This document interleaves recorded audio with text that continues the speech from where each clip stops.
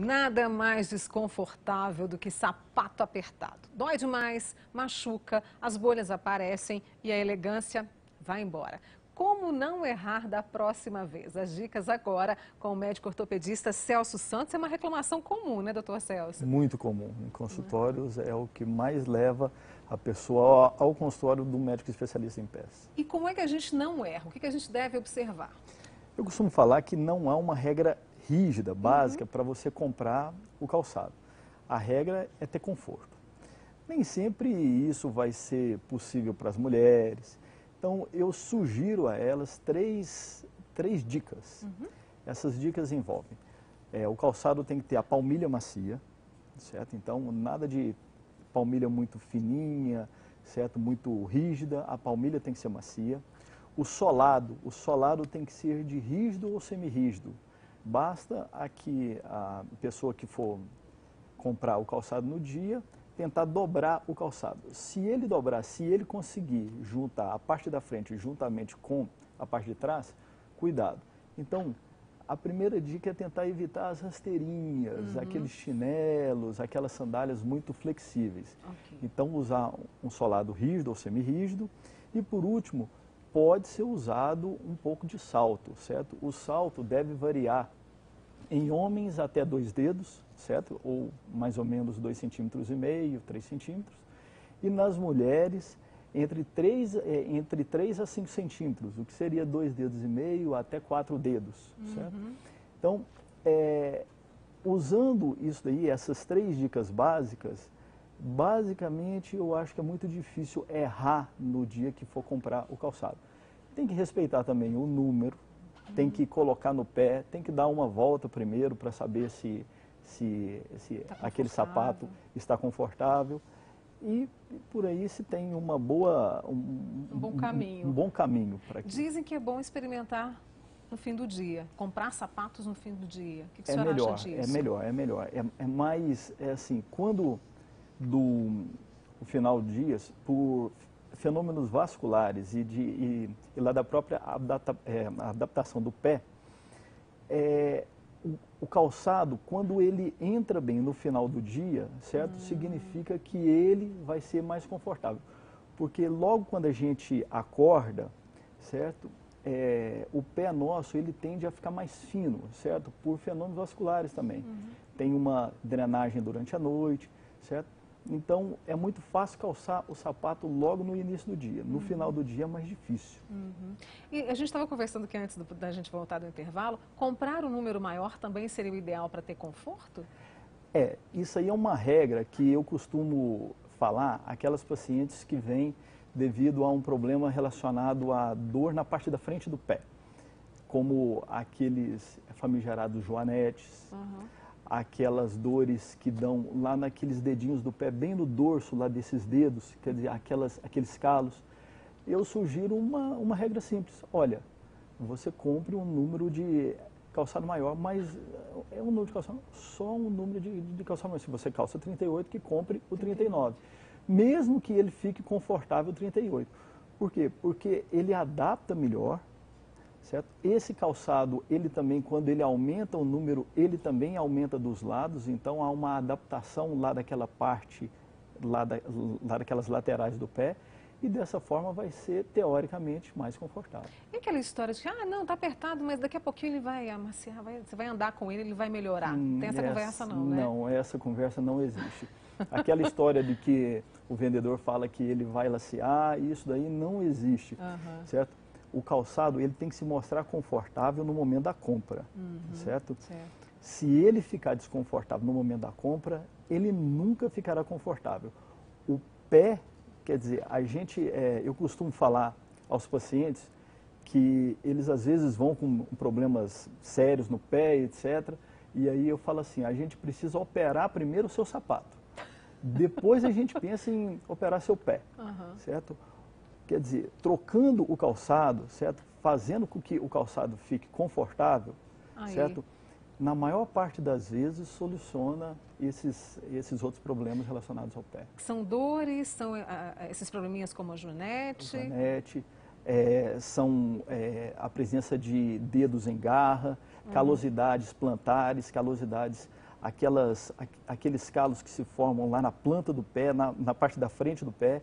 E tem também o que o pessoal costuma chamar de esporão. Sim. Na realidade, o esporão é um termo errado. Não existe um esporão no pé. Aquele esporão que aparece em assim, radiografias, ele não é o culpado da história.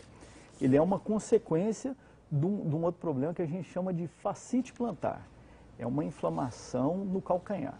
Essa inflamação no calcanhar dá muito em mulheres, mas ela não escolhe o gênero, mas dá mais em mulheres, porque usam calçados muito flexíveis e muito baixos, as rasteirinhas, certo?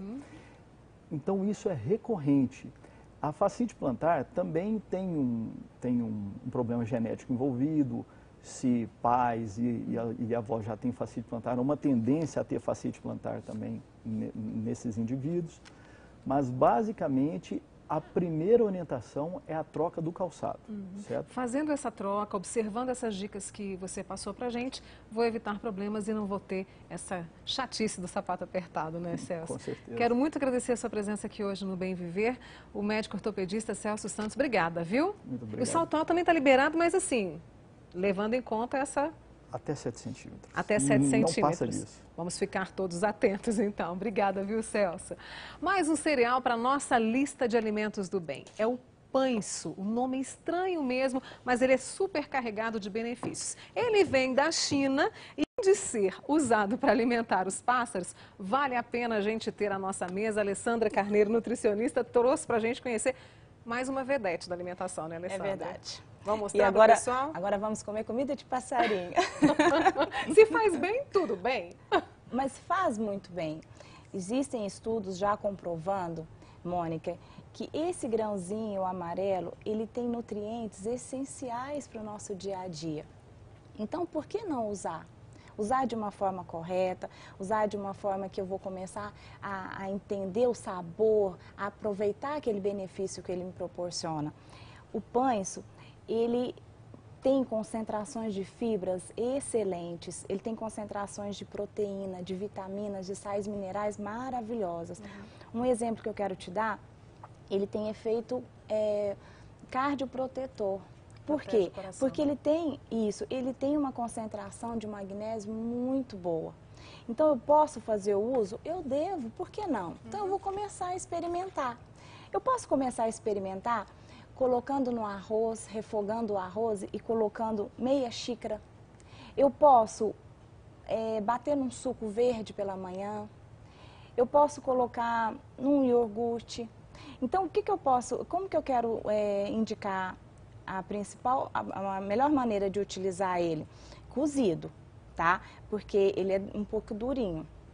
Então, a melhor maneira de utilizar é cozido, tá? E ele contém muita fibra, ou seja, o intestino vai funcionar muito bem. E vai ajudar na perda de peso, né? Exatamente. E no caso, para o suco, para o arroz, eu não preciso cozinhá-lo?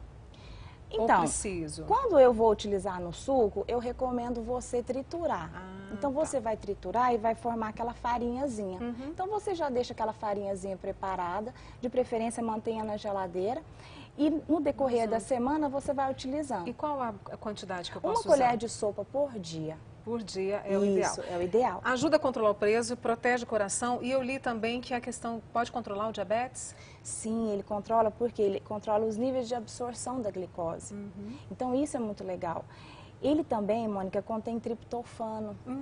Então, o triptofano o que que é? Nós já sabemos, já falamos muito dele aqui. Ele da sensação de bem-estar. Isso, ele vai ativar os neurotransmissores da serotonina. Com isso, a pessoa vai ficar mais tranquila. Mais feliz. Mônica, ele é muito indicado para praticantes de atividade física. Ah, é? Por quê? Porque ele contém muito fósforo também. Então muito potássio. E isso, o que que vai acontecer? Vai ajudar a diminuir fadiga muscular. Então, por que não incluí-lo? No iogurte, no suco. Isso. Né? Exatamente. E aí você trouxe outras comidas de passarinho, né? Esse aqui é o quê? É semente de girassol. Semente de girassol. Semente de abóbora e o alpiste. Alpiste, Alessandra. Olha, o alpiste, ele é extremamente anti-inflamatório. Ele melhora muito o seu sistema imunológico. Então, por que não triturar ele também e acrescentar no suco? Qual a quantidade? 1 colher de sopa. 1 colher de sopa. Isso. Faz diferença, Mônica. Você tritura e você vai perceber, assim, no seu dia a dia que você vai melhorando. Por quê? Porque são benefícios, são minerais, são nutrientes essenciais para o nosso dia a dia, tá? Não custa dar uma forcinha. Não custa. A semente de girassol, eu gosto muito de recomendar ela, Mônica, para você colocar no seu dia a dia, na salada. Você pode acrescentar a semente de abóbora. Que é uma delícia, viu, gente? Eu experimentei antes, é uma Mônica, delícia. a semente de girassol, ela é muito rica em antioxidantes. Ou seja, Ela envelhecimento... Exatamente. Ela contém muita vitamina E. A vitamina E, ela vai percorrer o nosso corpo, neutralizando os radicais livres. Com isso, o que vai acontecer? Vai acalmar as nossas células, vai ativar muito mais os antioxidantes. Então, é um benefício diário. Não é falar assim, eu vou usar hoje, depois eu vou passar daqui uma semana, eu vou usar de novo. Não, vamos fazer o uso diário para ver os resultados. Os dias, né? Agora, você estava falando pra gente sem sal, né? Sim, vamos dar preferência para a semente de abóbora sem sal. Ela tem aquela branquinha que já vem com a casca, porém eu dei preferência para trazer ela torrada, tá?